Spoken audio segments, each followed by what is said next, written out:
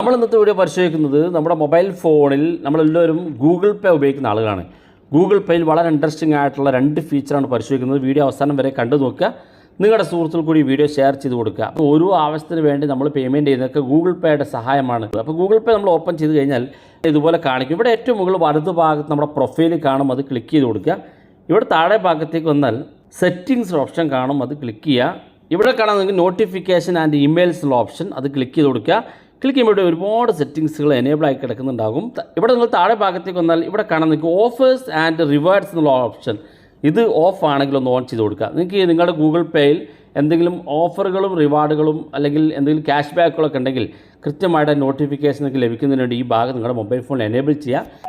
അതുപോലെ തന്നെ പല ആളുകളും പറയാറ് ഗൂഗിൾ പേക്ക് അകത്തുള്ള ഫോട്ടോ നമുക്ക് ചേഞ്ച് ചെയ്യാൻ പറ്റുമെന്ന്.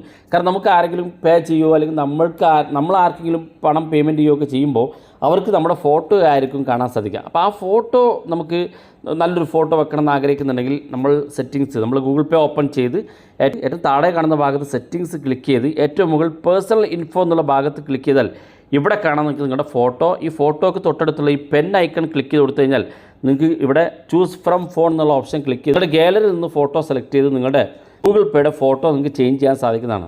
വളരെ യൂസ്ഫുൾ ആയിട്ടുള്ള 2 ടിപ്സാണ് പരിശോധിച്ചത്.